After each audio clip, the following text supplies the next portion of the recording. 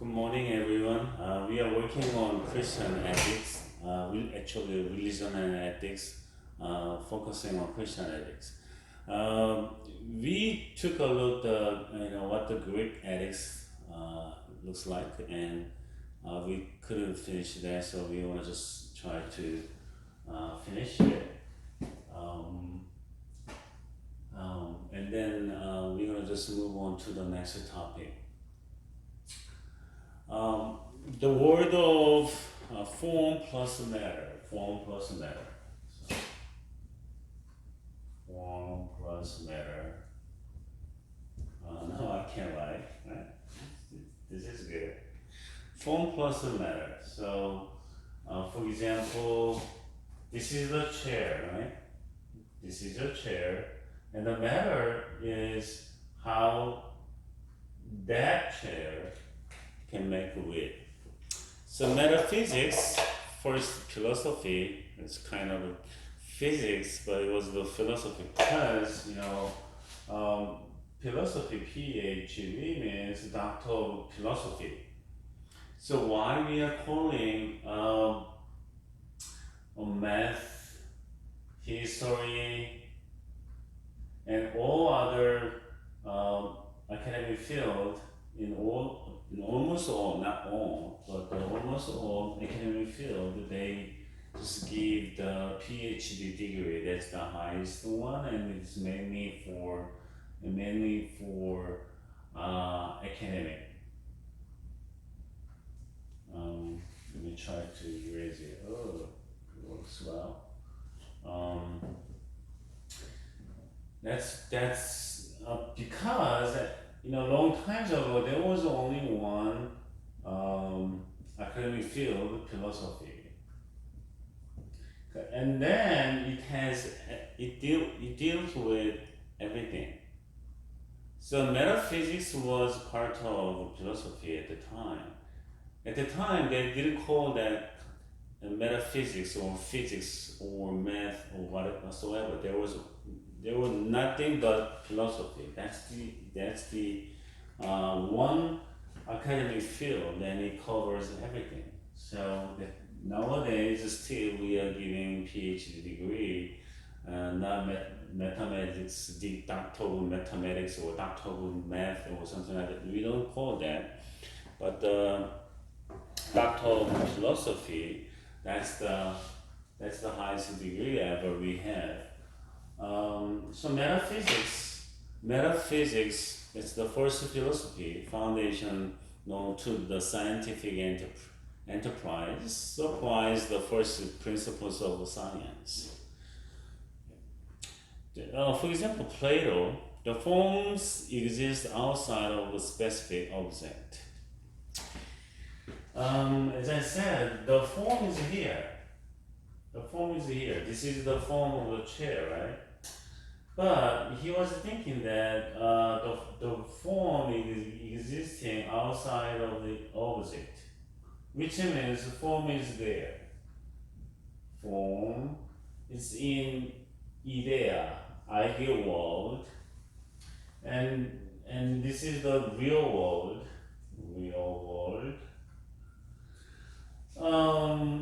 So this is the chair, but we don't limit the chair's form like this only. But you are using a chair which has a desk on it, and some people what is this? This is a chair too.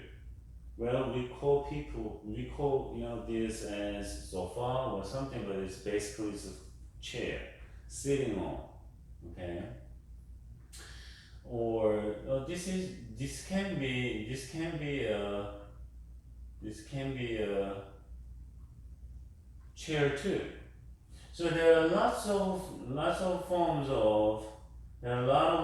of chairs in this world, but he is thinking that basically we got the form of the chair from here, so we borrow that form to this real world, which means, so that in that sense, Plato said that is all real forms are from existing outside of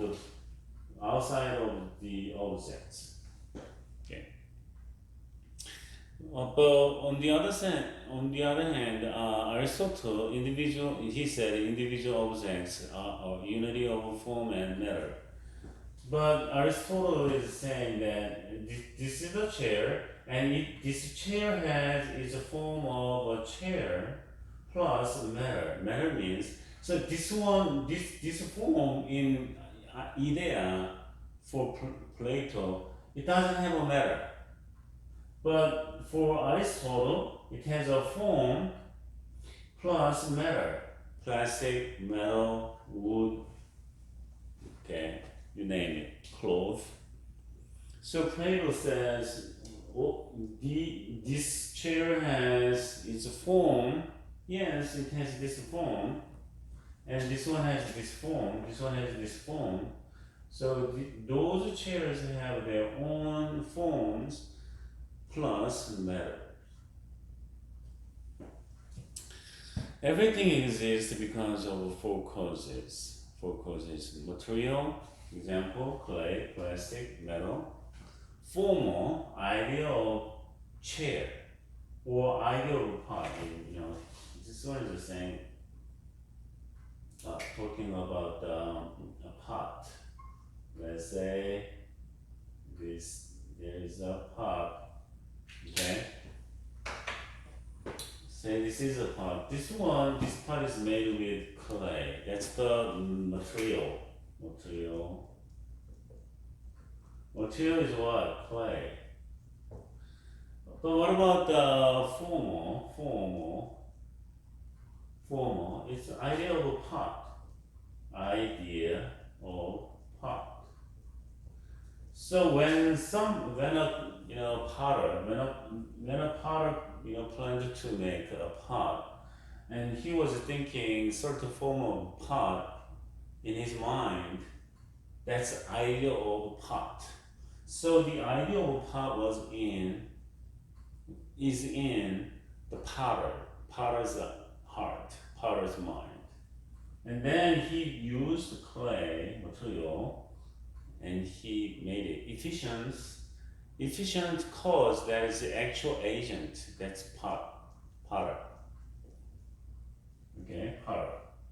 Nowadays people, the factory makes pots in the factory that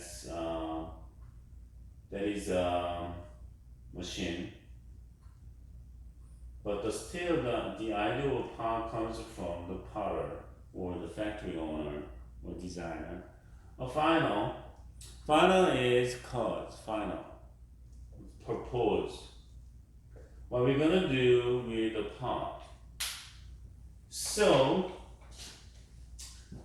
for otherwise, when a potter he or she plans to make a pot for water, for saving water, for delivering water. So he or she used the clay to make the pot. So without any of those, there is no pot. No clay, no pot. No idea of a pot, no pot. No potter, who's gonna make it? Nobody makes it, there is no pot. So purpose, I just made it for fun, yes, but the purpose is fun then. Doesn't have to, limited to delivering water or food or anything else. But the purpose is what? Delivering or saving water. And then, so without those things, any of those things, there will be no pot at all. So pen, same thing, camera, screen, all those things are same. You can apply those things. So everything exists because of the four causes. We call that causes, okay? The human telos, what the telos is. He is not proposed hedonist but happiness, eudaimonia, the best, noblest, and most pleasant thing in this world. That's human. Happiness is well-being. Well-being means eating good, play good, sleep good. I did talk with my friend. His name, he's in New Zealand, and I just saw his text. He actually sent the text yesterday, but I just saw the text today. And I checked the time there, and it's 3 a.m. there. But like 8 in the morning, I just texted him. I was thinking he's on the bed, but he's gonna see that. But I didn't want to just forget to text him back, so I just texted him. But his wife noticed that his phone was vibrating, so then both of them woke up, and they were in um, hot tub, like a spa. So, and then he called me. I did a video chat with him, and it was kind of funny because he was in the pod and I was in the bathroom actually, and and we did talk on the phone for a while. Well-being is sleeping good. We are getting older, so I just woke up in this morning. I think it was 3 something. Actually, there was 3 something a.m. today, and I couldn't sleep that easily. So I just listen to radio or YouTube, and I just fall asleep again. That's what I do when I woke up. During the midnights. And sleeping well is pretty important. When I woke up, once, or in the worst case, twice or three times, and I feel I don't sleep well. Okay, so sleeping well, pooping well, peeping well, those are so important. And then we can just feel good. We feel good. Okay. Happiness, living, behaving well, and faring well, dying well. And the highest happiness arises through the activity that is connected with our highest good.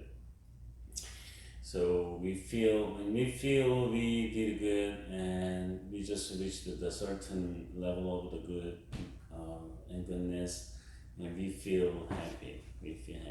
Happiness involves fulfilling well our proper human function as rational beings. The virtue of excellence, that is good. We want to be excellent in every area, in all areas we are in. And happiness is the activity of soul exhibiting excellence, the effective exercise of reason. Effective exercise of reason. So reason is very important. It doesn't make sense. We don't feel good. So there are common sense we are using, and all societies and cultures, countries, and nations, they have their own common sense, and they just set that. Well, it just formed. It just made by people, because that's what it is. But that's what it is in this culture is not that's what it is in other culture, okay? Because we have all different kind of cultures. Some people are saying culture clashes. Well, there are some cultural conflicts, when you do this, you can pick a nose in the public area in this culture, but it is not allowed in other culture, okay? Then some people can say it's cultural clash, but we are reasonable people. Not all, and not always. But we we use our reason so we can understand our others' culture and others' behaviors um, and others' traditions and customs. But we can do that. We can do that. But if that is really, bad, and culture crush can be happen when we don't understand others, and when we insist that we are okay and they are not okay, and we can experience cultural crushes, right? So we have a reason. So we want to just use that effective exercise of reason is important. So when you see the this rational, the part rational, that's intellectual virtues. Okay, so scientific, so calculation, scientific is using for calculation, and theoretical wisdom, and that's the virtue. And what about the calculative and function, deliberation, and corresponding virtue is practical wisdom.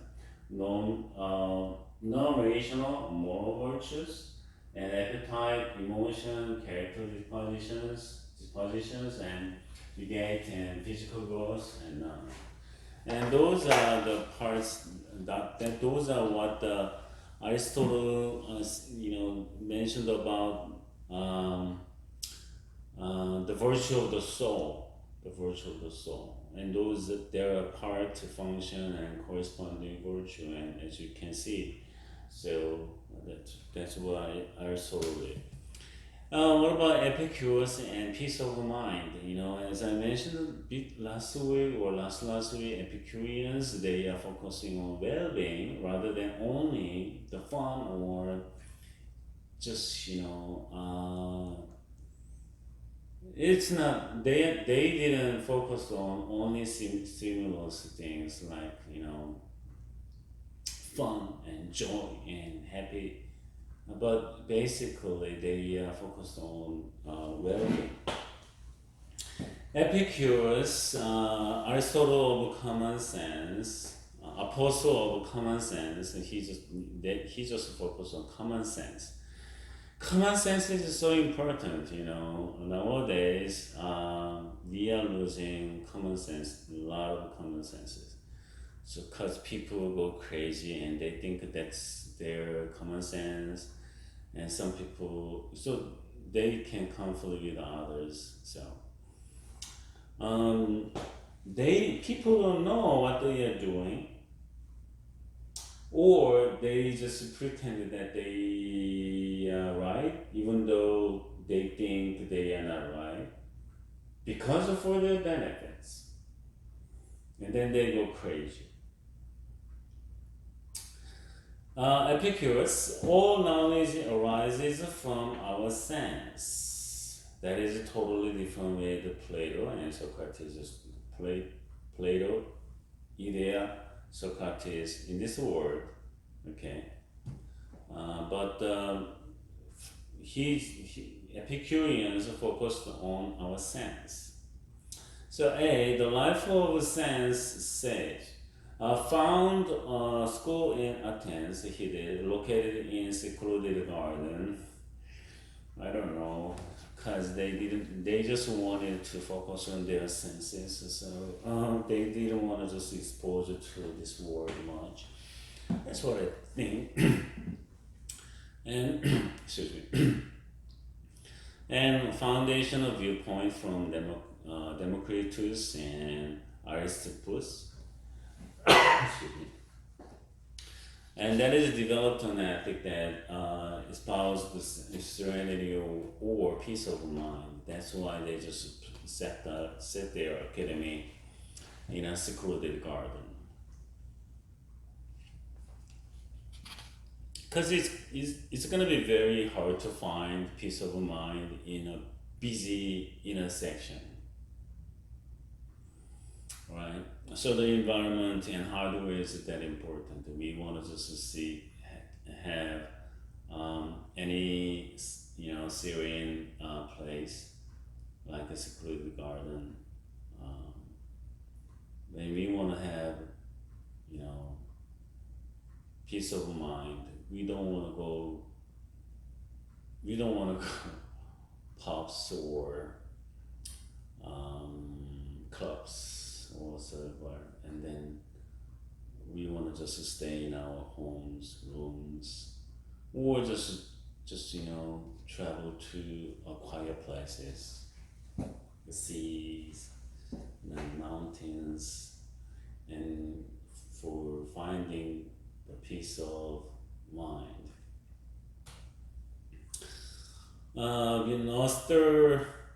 Auster hedonism. Aristippus, he said, human nature avoid pain and seek what will give pleasure. No pain but pleasure. That is what Aristippus, Auster hedonism focused on. The virtue is the what? The capacity to choose the right pleasure. So there are lots of pleasures, but you want to just pick a right pleasure so they can get real pleasure than pain. But what if you choose kind of, there are some options of pleasures, and we can guess there are levels of pleasures. So you don't want to choose the lowest one, but the highest one. That's the virtue.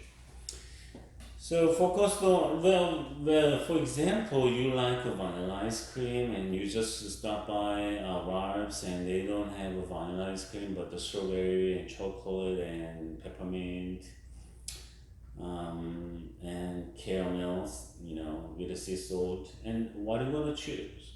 You're gonna choose the second, favorite one like a strawberry ice cream because you don't have a vanilla ice cream there, or you want to drive to other shop and market and just find a vanilla ice cream you like. But what if that is about not the ice cream but some kinds of activities? It depends on you wanna take you wanna just drive more. It takes more energy and time, but you wanna just enjoy what you really like, or you just choose strawberry ice cream because you don't want to sacrifice your time and energy for driving other market. And what if that market doesn't have vanilla ice cream also? Okay, so those are things what we can choose. That's so focus on mental life, not the physical life always. So Auster hedonism is not focusing on only physical pleasure, but mainly mental pleasure, mental life. And his pleasure is satisfaction from the appetites. Appetites is not only, that's not only for food, okay? So that's for activities and all the hardwares or things, and duration of the happiness is more important than the intensity of the happiness. So that means when you understand this, you're not gonna give 100 roses to your girlfriend, but one rose to your girlfriend for 100 days. Do you understand this? So intensity wise, 100 roses is very great for your girlfriend. But the duration is more important than intensity. Depends on the Auster hedonism. Then if you agree with Auster hedonism, you're not gonna give 100 roses to your girlfriend and all at once, but one rose is to your girlfriend for 100 days. So how your girlfriend can be satisfied with what she can choose? I think most girlfriends will choose one rose per day for 100 days. That's what I think. And you better ask your girlfriends, okay? The duration is important. Removal of pain is stimulation of sense pleasure. That is more important. Because a little pain can ruin all kinds of happiness. So removing pain is important. So pursuing your happiness and pleasure is important, but what if you have pain or pains from all kinds of bitterness? So you want to just think about that. There is a radical materialism too, Democritus. The universe consisted of uncreated, indestructible bits of matter, atoms like atoms. You cannot cut or divide atoms because that's the lowest, the smallest one. Even the gods, so they neither reward nor punish humans. We don't need to afraid of God. That's radical materialism. But most Christians or normal people in general, they think there are God or gods, and then their God or God's gonna punish and reward people, so they fear their God. But Epicurus, no. Death, the most dreaded of evils, is therefore of no concern to us, because that is the extreme ones, so we don't want to concern it. For while we exist, death is not present, yes, and when death is present, we no longer exist. So we're gonna experience the death? No.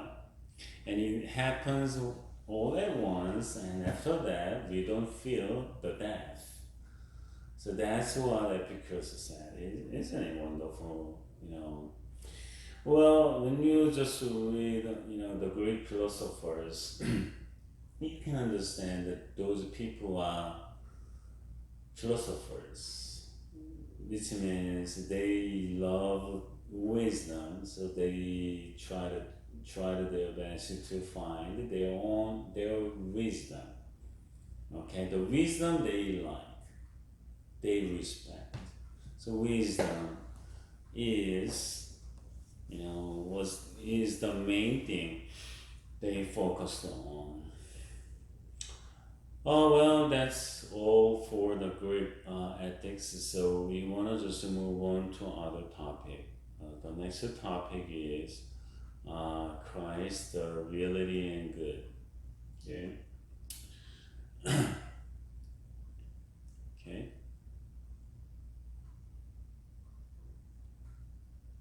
All right. So number 3, Christ, the reality and good. The concept of reality. How can I be good? How can I do good? What is the will of God? What is good?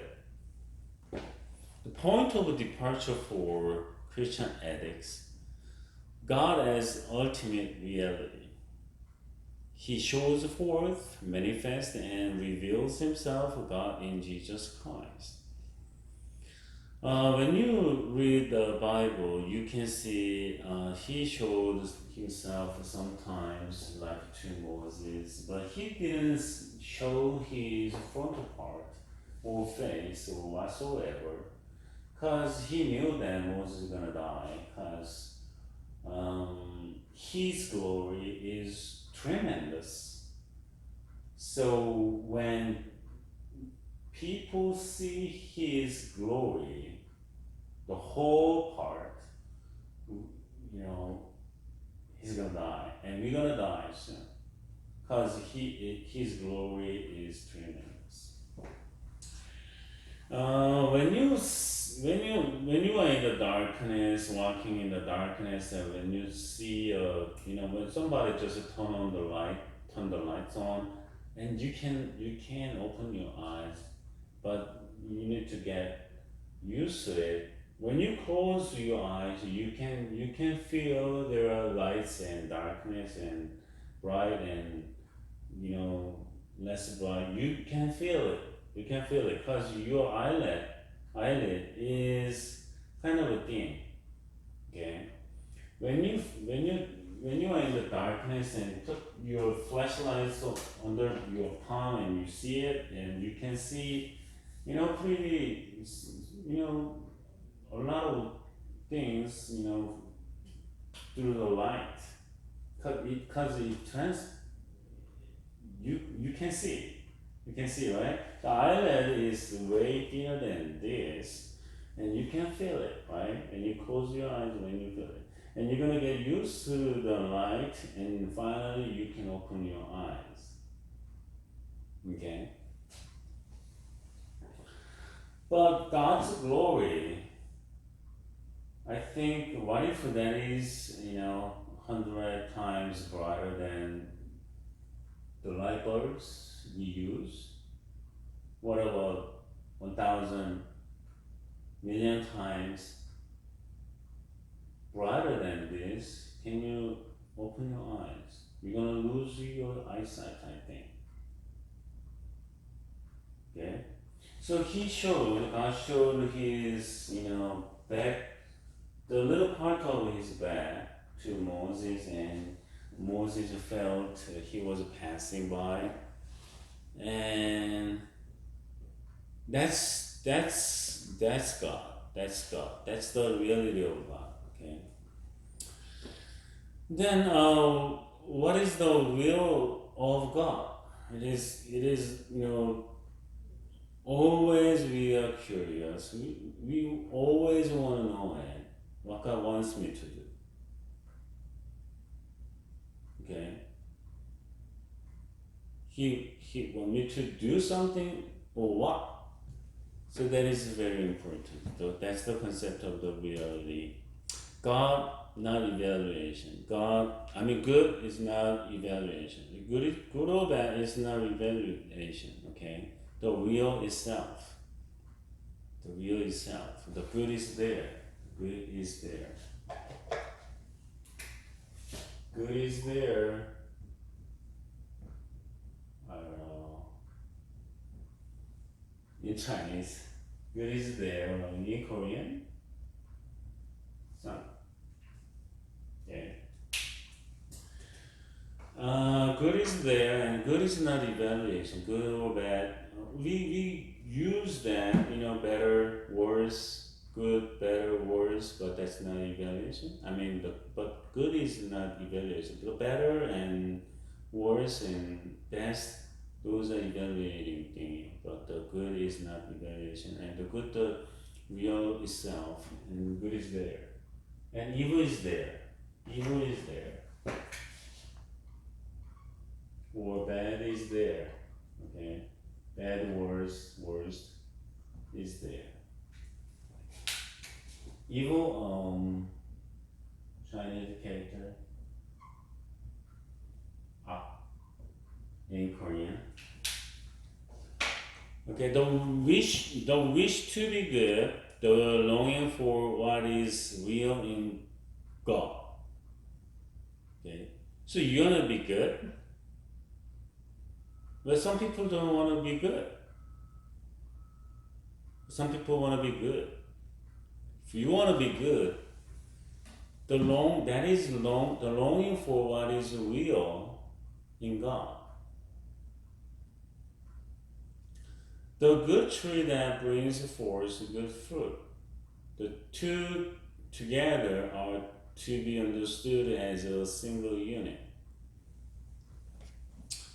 The good tree that brings good forth good fruit.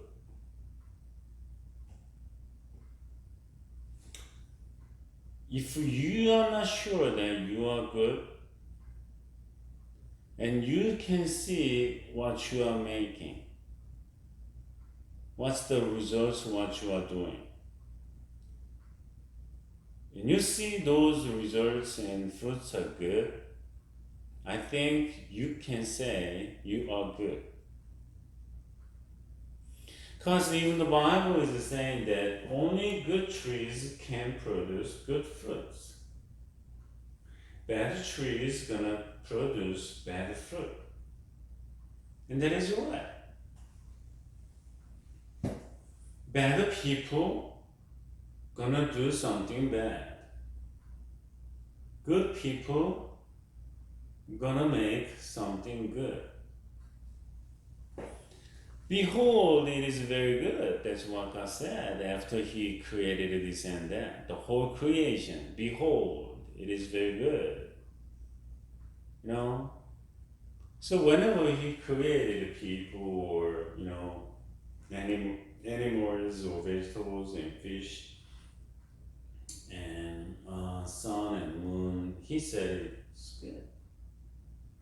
It's good. Wonderful, beautiful. That's what God thought. Good demands the whole. Good demands the whole. It is funny. It is so funny. I'm gonna give you some example.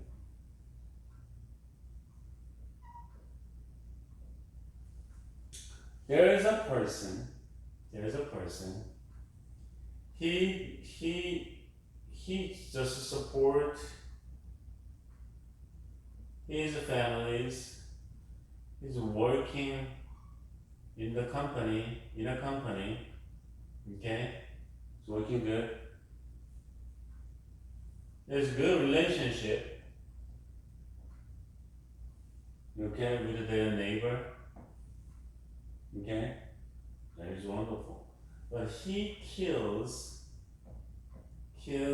people. Okay, he kills people for fun or whatsoever. All right.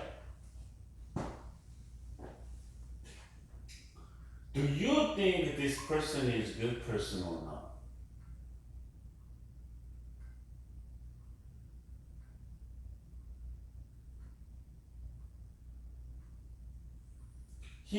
Let's say he killed a person. Okay? So do you think this person has to go to the jail or not? When you put this person in the jail, he's not gonna support his families anymore. He's not gonna, work for the company. He's not gonna have good relationship with his neighbors at all. So, but do you have to put this person to the jail?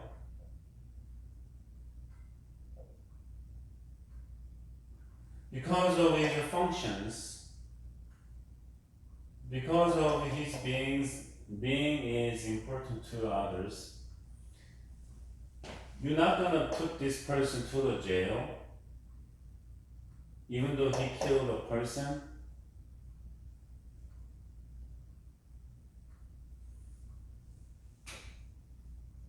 What do you think? What we're killing is that big? What about he stole something? He stole others, let's say others' chair. And he caught by police officers. Do you think he's supposed to get sued or punished? Maybe not to jail, but punished. Maybe penalty or something. When he has to pay penalties or punished, he's not gonna support his family as well. He's gonna absent for working. He has to discontinue the relationship with his neighbors for a while. Do you think we have to cancel that penalties or punishment?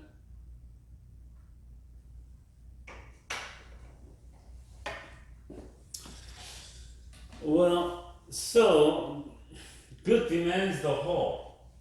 We don't call this person is good person because of this. Because of this. Is it without this we can call this person is good person. But because of this little thing, okay, stealing little chair or something, it's a little. But we don't call this person because of this good person, but bad person. Good demands the whole, that's what it is. You have 1 gallon of water, fresh water, that's a natural spring water, okay? But once you drop EOX or whatever, do you think you're gonna drink it? Thinking in terms of two spheres, conflict of two spheres, divine, holy, supernatural, Christian, and conflict with worldly, profane, natural, unchristian. The four mandates, there are four mandates we can consider. The world, relative to Christ. The world is relative to Christ.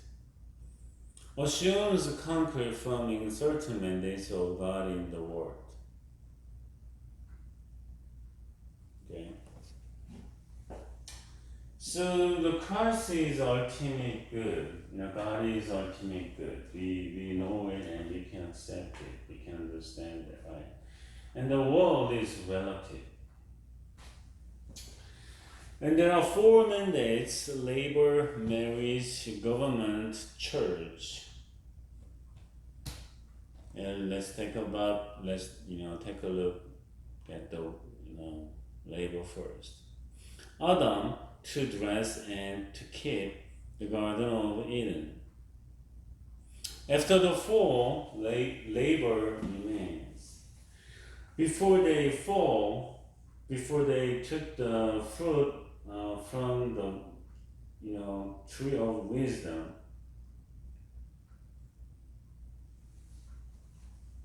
they didn't, I don't know, maybe Adam and Eve, they didn't wear anything. And we notice that because he's saying, we kill an animal for covering our bodies, or we took the leaves for covering our body parts. Yeah, but that's what they didn't concern about. Because it was natural. It was natural. Okay.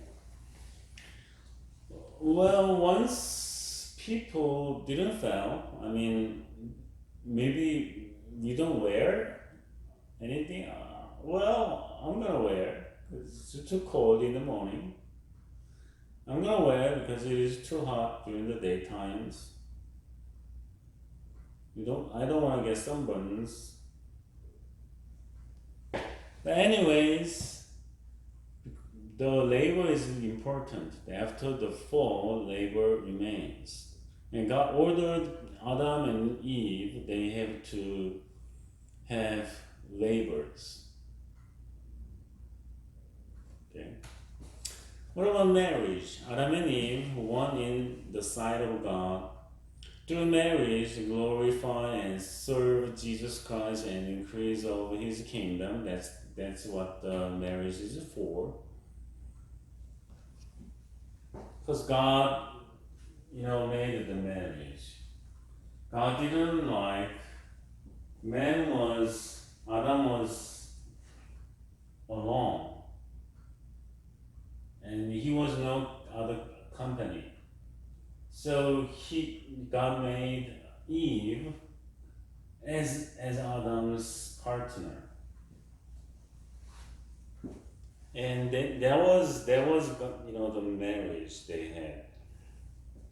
Excuse me. So what got actually designed for the marriage is that for glorifying the Lord, for having real pleasure and joy and happiness. Okay. Well, that was God's intention.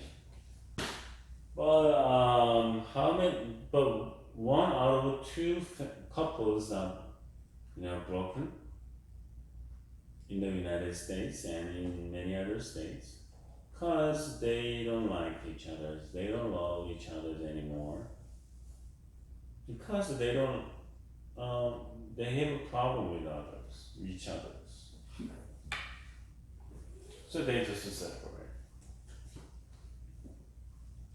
Well, all people have the kind of crisis and challenges, but some people really break up, but some people just got together back and with happiness and joy, but some people they are living together, but they don't love each other anymore, but they don't have any other better choices, so they just stay together. They're hating and ignoring or despising each other's.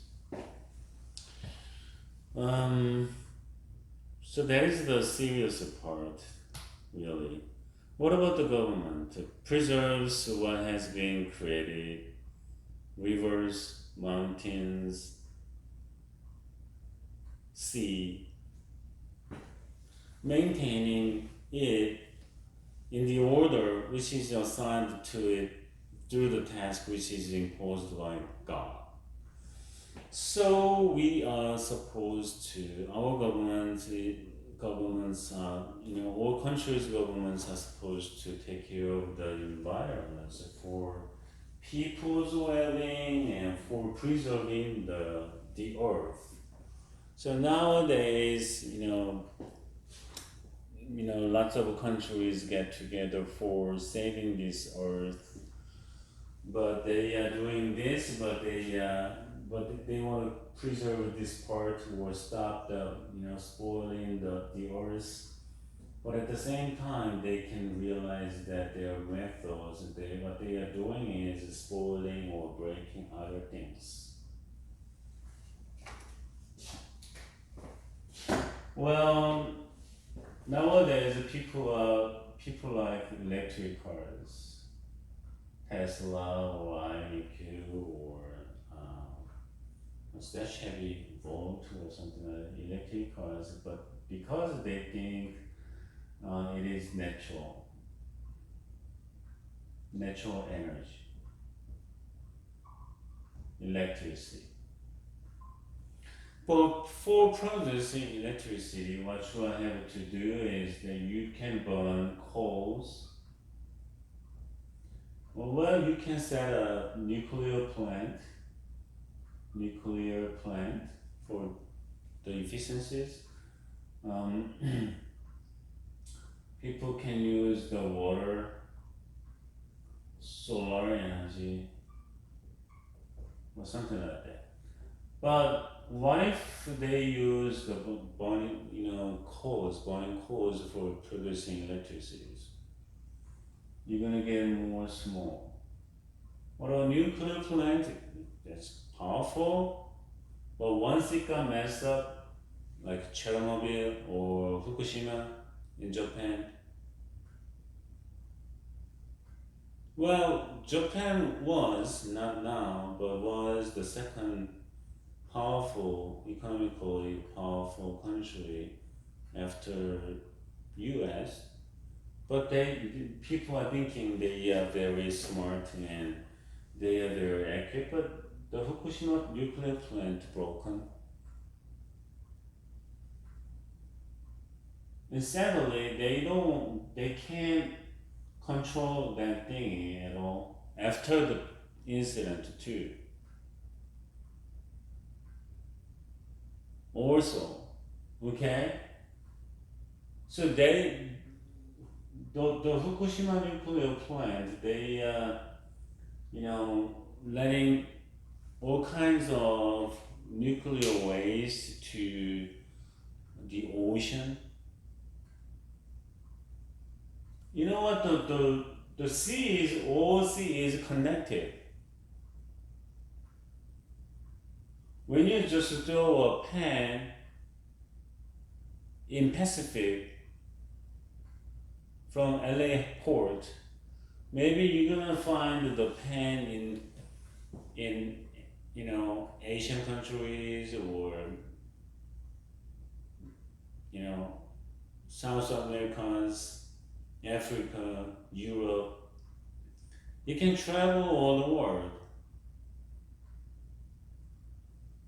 But Fukushima nuclear plant is still, letting the waste to the ocean, and Japanese government intentionally let the waste go, released to the mountains and ocean.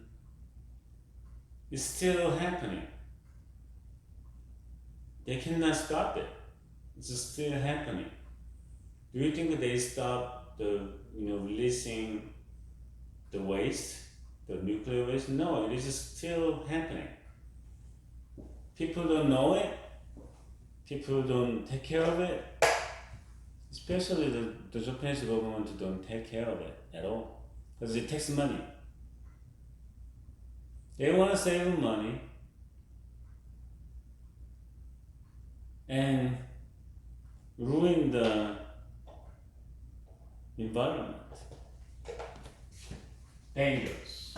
Water, you need to build a dam, or you need to use the fall artificially, and some animals and fish or whatsoever, they're gonna disappear. Solar panel, I don't know, solar panel, what kind of a harm it has, I don't know.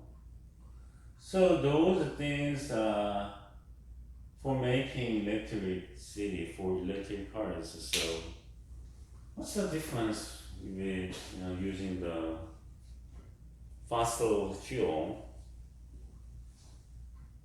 versus electricity? Sometimes it is confusing. We have to look carefully and think carefully and research carefully which ways are better than others. Church, yes, through preaching, organization of the church, Christian life enable the reality of Jesus Christ to become real.